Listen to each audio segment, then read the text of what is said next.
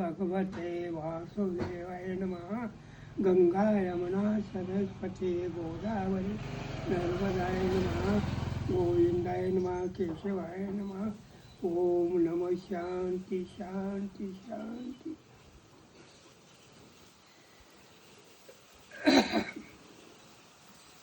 एक खेडेगाव आणि त्या खेड्यागावामध्ये नवरा बायको होती. एकुलता एक मुलगा. अगदी व्यवस्थित परपंच त्यांचा चाललेला होता. 2 एकर रान म्हणजे पोटापुरतं त्यांचं व्यवस्थित होतं. आणि पिढीक आला आणि पिढीक आल्यानंतर काय ह्याच्या मनात आलं आणि पोराला गोविंदा नाव. आणि त्या गोविंदा इकडे ये, ही तुझी जे काही मुलगी बहीण आहे आणि कदाचित तर आम्ही दोघं गेलो तर तुझ्या बनेला चांगली जागा बघून दे. बाबा काय बोलताय, तुमच्या हस्तच लग्न झालं पाहिजे काय, आणि तुम्ही नाही ते असलं काय बोलू नका. नाही रे म्हणला, मला एक रात्री स्वप्नच पडलं आणि त्या स्वप्नाचं काहीतरी गुण येणार म्हणून मी तुला बोललो. पैसा तुला पाहिजे तेवढा आहे, खर्च करून माझ्या पोरगीला जागा चांगली बघून दे. आणि त्यातनं तर राहिलं परमेश्वरानं तर मला बघितलं तर पोरगीचं बी तुझं बी नंबर 1चं लग्न करून देतो. असं म्हणत असताना खरोखरच हे झालं आणि 2 जण वारलं. आणि ह्यानं वचन दिलं बनीला 1 नंबरची जागा बघून मी देईन. 2 जण वाढल्यानंतर कार्य झालं, सगळं झालं. आणि त्या ठिकाणी त्याचा जिवलग दोस्त गोविंदाचा, आणि त्या गोविंदाला म्हणला तुझं बी लग्न करूया आणि तुझ्या बहिणीचं बी लग्न करूया. काय करणार म्हटलं, बहीण तर आता दिली, लग्न झालं तर तू पोटाला काय करणार, म्हणून एका मांडवातच दोघांची बी लग्न करूया. तर आधी म्हटलं बहिणीचं लग्न झालं पाहिजे, बहिणीचं लग्न केल्याशिवाय माझं मी करणार नाही. काय हरकत नाही. गाव फिरले. एका गावात एक मुलगी होती. ती मुलगी त्याला पसंत पडली आणि गावात येऊन बसल्यानंतर अरे म्हणला खालच्या गलीला दुकानदार सोन्याच्या दुकान आहे, व्यवस्थित मुलगा आहे, देखणं स्वरूपवान आहे आणि त्याला बघूया का. म्हणजे तू काय करतो म्हटलं, माझी परिस्थिती म्हटलं मध्यम आणि ही बडं म्हणला आपल्याला पेरणार नाही. काय नाही म्हटला, मी बघतो म्हटलं माझे मी. त्याच्याकडे गेला आणि त्याच्या आई वडिलांना बी बोलला आणि त्या पोरग्याला फिरत फिरत घेऊन आला. आल्यावर काय चाललंय गोविंदा ये. मग बसली 2 जण, चहा करायला लावला, चहा पिली. काय म्हटला, मुली पसंत आहे का तुला? मला पसंत आहे म्हणला आणि पोरगी म्हणला हीच मी करणार. आपण तुझं आई वडील तयार होतील का? खूप बडा सावकर, सोन्याचं दुकान, आणि ही म्हणला 1-2 एकर रान म्हणला, शेतकरी. काय नाही म्हटलं, मला काही नको आणि मी लग्न करणार. गेला, आई वडिलाला सांगितलं. पुन्हा आई वडील, गलीतले, भावकीतले घेऊन तिच्या चोळीनं वाट्यात घातलं आणि आम्हाला मुलगी पसंत आहे आणि तुम्ही काय देशील? आपल्यापाशी काय नाही म्हणला, जे काय नवऱ्याची कापडं मी एवढे करीन म्हणला. बाला म्हणला काही मागायचं नाही, सगळं आपण करायचं म्हणलं. बर, ह्याच्या पसंत आहे रे, काय हरकत नाही. लग्न झालं. लग्न झाल्यानंतर वर्ष श्राद्ध आलं. वर्ष श्राद्धला एक गाडी झोपून बहिणीला आणायला गेला. बहिणीच्या अंगावर जाऊ गेलं. सोन्याचं दुकान आणि बरं फुल आहे, अगदीच होतं. आली, पहिल्या पंक्तीला बसली जेवायला. जेवण झालं आणि जाताना आणि पुण्या पेरावा तिला माहेर केलं. माहेर करून पाठवली. असं वर्षाला 2 वर्षाला म्हणजे प्रत्येक वर्ष श्राद्धला बोलवायचा. का तर बानं सांगितलेलं होतं, ती वचन त्यानं पाळत होता. सोन्याचा दर एकदम कमी आला पाक आणि त्याचं दिवाळी निघालं. आणाला महाग झाल्या. आता काय करायचं?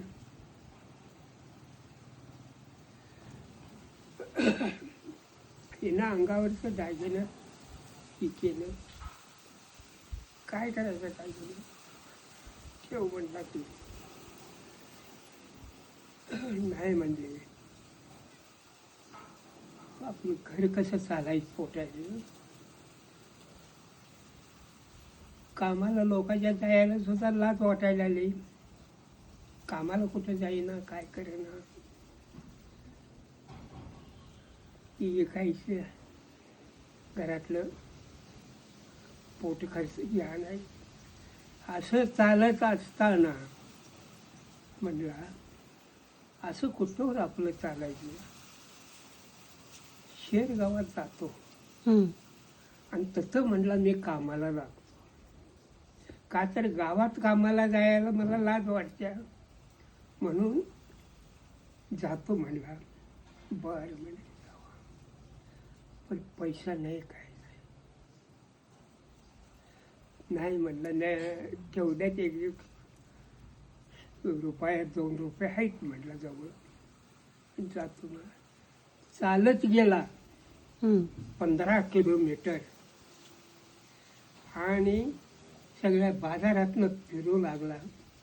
तर त्याला दुकान त्याचं सोन्याचं दुकान दिसलं आणि त्या सोन्याच्या दुकानापाशी गेल्यावर, काय हो कुठल्या गावचं? तरी आमच्या गावचं आहे. असं आहे.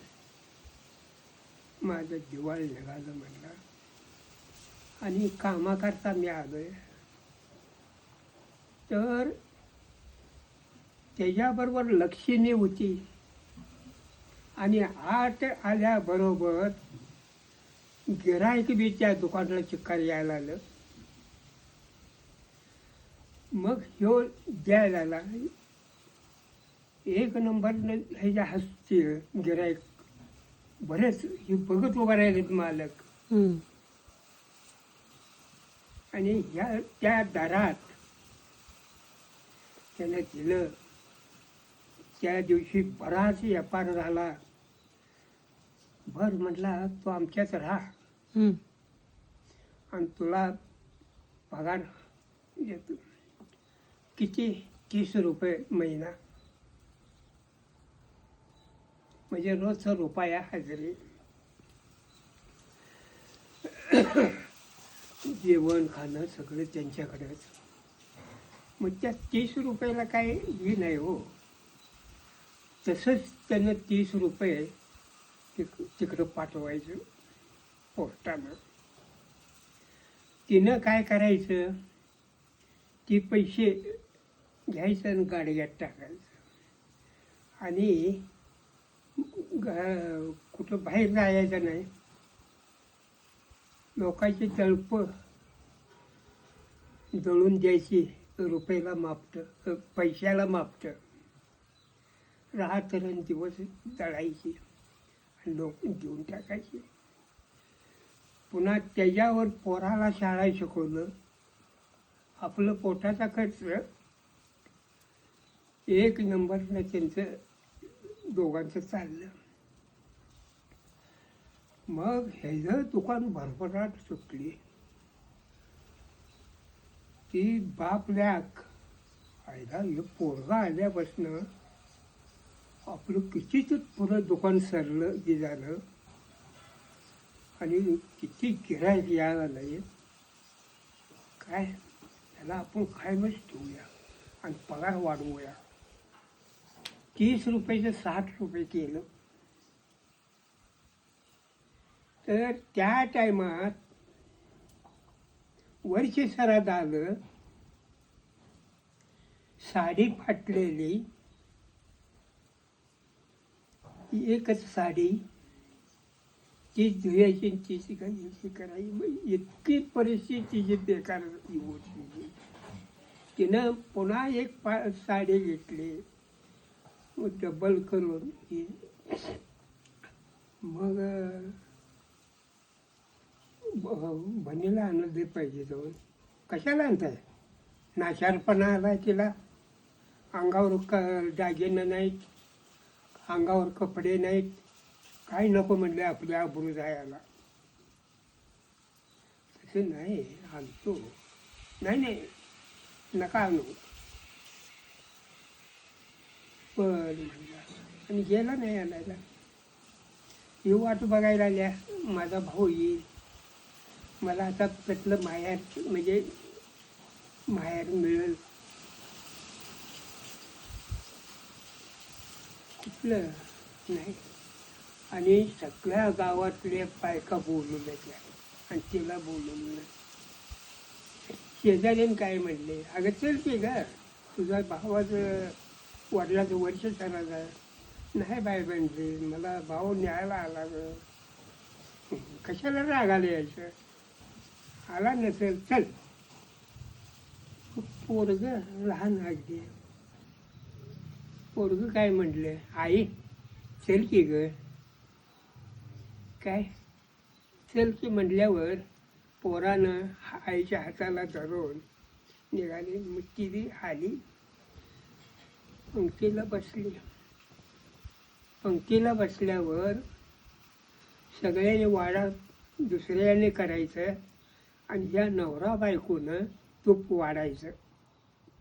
त्या टायमात त्यानं बघितली, अगं बाई आणायला गेलेला नसताना कशी काय आलीस? बरं जेव्हा आला त्या आलाय, पुन्हा येऊ नका. तेवढ्या बायकात बोलली की तिला मनाला लागलं. आता ताटावरनं उठतो कसं म्हणून डोळ्यातनं पाणी ते जे यायला आलेलं आहे, भयंकर वाईट वाटू लागले. तरी बी जेवली, पोरगं बी जेवलं आणि उठून गेली. पुन्हा दुसऱ्या वर्षी वर्ष सरातला नाही आला बोलवायला. नाही बोलवायला आल्यानंतर शेजारीन म्हणले अगे चल की नाही म्हणजे चल. आणि त्या बायकाने शेजारणीनं हाताला धरून नेलो ओढून. काय आता काय करायचं. बसली पंक्तीला बसल्यानंतर वाड्यात आली. किती बिनलाजी आहे. गेल्या वर्षी सांगितलेलं असताना आता ज्या आल्या बिनलाजी म्हणल्यानं त्या पोराला कळत होतं. पोरग्यानं ऐकल्या ओट आहे चल. ताटावरनं उठून पाया पडून निघून गेली दोघं बी. हो आता पुढचं जेवा जेवा नाही म्हणते मग जेवाय गेले. आणि पुन्हा त्यातनं बघा सुरुवात दळपाची ती सुरुवात केली तिनं. अगदी व्यवस्थित चाललं. त्या दुकानदारानं बी इकडं त्याला पगार वाढवत चाललाय. पगार जितका येईल तेवढा इकडं पाठवायचा. हिनं बी काय करायचं त्या पैशाला हातच लावायचा नाही, गाडग्यात टाकायचं. असं करत तिनं नाही म्हणले. गुरुवार हे शुक्रवार करणार म्हणले. संतोष मातेचं व्रत करणार. आणि तिनं शुक्रवारी पांढरी फुलं आणणार. पांढरी साडी नेसून रोज संतोष मातेचं प्रत्येक शुक्रवारी तिची भक्ती अंतःकरणातनं अगदी भावनेतनं करणार. आणि जे काय मुठभर काबूल घेणार आणि त्या काबूलातलं फक्त खाणार. दुसरं काही खाणार नाही, काबूलच खाणार. आणि पुन्हा गिन्नीचं घेणार पण 5 पोरासनी ते काबूल वाटणार. हे असं 21 शुक्रवार तिने व्रत केलं. झाला 20वा, एक राहिलाय. आता म्हणले 21वी उजवायचा. ह्या टायमात तर माझा पट्ट्या आला तर फार चांगलं होईल. असं संतोष मातेपाशी हात जोडून हे केलं. आम्ही दोघांनी जोडप्यानं तुझी शेवटची 21व्या दिवशी पूजा करावी असं मला वाटतंय. तर त्याच्या मनात काय आलं म्हणला माझ्या गावाकडे मी जातो आणि दुकान म्हणला चालू करतो. काय हरकत नाही. त्या मालकानं त्याला खरेदी करून सोनं चांदी त्याला दिली आणि जा आणि तुझ्या गावात दुकान काढ. आला त्या दिवशी सकाळपर्यंत आल्यावर आनंद वाटला त्याला. आणि सगळं दुकान झाडून हे करून पाण्यानं पुसून सगळं सोय हे केलं. आणि फुलं आणून घराचं हार वळवून म्हटले उद्या शुक्रवार आहे आणि उजवणार आहे. काय हरकत नाही म्हटला. त्या मालकानं मला सोनं बी खरेदी करून दिलंय, सोनं बी दिले, चांदी बी दिल्या आणि पैसा बी दिलेला आहे. लाडवा जेवण घालायचं म्हटलं. काय हरकत नाही. लाडवाचं जेवण घातलं करायचं. दुकान भरलं. भटजीला बोलवून सत्यनारायणाची पूजा म्हणजे शुक्रवारच्या दिवशी सतत सगळं केलं. आता म्हणला सगळ्या गावाला बी आमंत्रण द्यायचं आणि भावाला बी द्यायचं. काय हरकत नाही. बघ काय तुम्ही काय दोघंजण तुटला नाही किती बी झाला असलं तर. पण काय झालंय मागं नवऱ्याच्या कानावर नाही. पुन्हा गेला म्हणला भाऊजी आज मी दुकानचं उद्घाटन करणार आहे आणि पूजा बी घालणार आहे आणि आज शुक्रवारचा व्रत बी हे आहे आणि तुम्ही जेवायला नवरा बायको या. काय हरकत नाही. मग हिला कुठे सैन पडतोय. दुकान काय काय नसताना कुठलं आणलं काय केलं. साडी बारीक पाताळ नेसून तोंडावर बुरखा घेऊन ते दुकानात फुटणे गेले. अगदी दुकान भरले. नारळाच्या डांगा लावल्यात हे केले. हो बाय म्हणली दुकान चकचकीत ती म्हणली सगळं सोन्याने दिसते की म्हणली. बर आले परत दोघंजण गेले. गेल्यावर सगळी पूजा झाली हे झालं.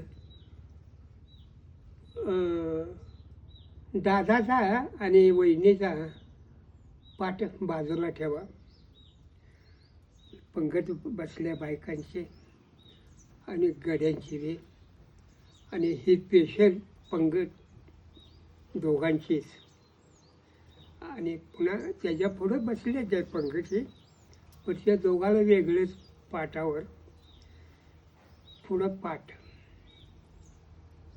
म्हणजे बसायला पाठ ताटाला पाठ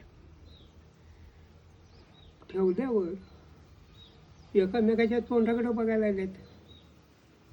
आपल्या पुढं म्हटली पथुरी बी नाही ताट बी नाही पाठ आहे. काय बरोबर लगेच नवरा बायको आले. सोन्यानं ताट भरून आणि त्यांच्या पुढं ठेवलं. श्लोक म्हणून करा सुरुवात म्हणून सांगितले. सगळी लागली जेवायला. ही बसली. आता काय ते सोन्याचं ताट म्हणजे ताट भरले सोन्यानं दागिन्यानं. अहो आम्ही काय खायचं खावायचे. ज्या टायमात मला नाचारपणा आला त्या टायमात मला तो येऊन दिलं नाहीस. किती नालायक बाई आहे म्हणलीस. काय सावकर लोक तुम्ही. बड्या लोकांना तुम्ही जेवायला बोलू दे म्हणून खावा. नाही म्हणली खाण्याची वस्तू नवं आणि चुकलं आमच्याकडं मला माफी कर म्हणून भावाने बी सांगितलं आणि भाऊजाने बी सांगितलं आणि तिचं पाय धरलं. मग ते ताट बाजूला आत नेऊन ठेवलं आणि पाचशे पकवान पुढं ठेवलं. तर इतकी मोठी पंगत बसल्या आणि एवढं लाडू काय करत्या म्हणजे निम्म्या पोटानं लोक उठणार. तरी बी हिचं मन स्वच्छ आहे का बघा. मापं काढायची. मग अशी बघत्या जात्या चौकशीपासूनच परत. कोण नणंद पाठी घेत्या आणि सगळ्यांना लाडूची वाटत्या. आत बघितलं स्वतः लक्ष्मी आत न द्यायला द्या लागल ती आणि ही बाहेर दोघंजण नवरा बायको वाढायला आल्यात. मग तिने सांगितले की खरी लक्ष्मी स्वतः नांदायला आलेले आहे. हे कशामुळं? गुरुवार अंतकरणा भावनेतनं तिने केल्यामुळं, शुक्रवार आणि शुक्रवार असा तिने केलेला होता की नुसत्या काबुलावर नुसतं काबूल खाणार आणि सोडणार. आणि 5 पोरासनी प्रत्येक पोरासनी काबूल वाटणार. 12 वाजता जेवत असताना कुत्रे येऊन द्या, माणूस येऊन द्या, त्या कुत्र्याला तुकडा टाकायचा. माणसाला या जीव या म्हणून त्या माणसाला सुद्धा जेवायला घालणार. म्हणजे इतकी भावना तिने पाळली. म्हणून दक्षिणेने सांगितलं, मी ह्या घरातनं बाहेर जाणार नाही, मला ह्या घरात समाधान वाटतंय आणि मी इथंच राहणार.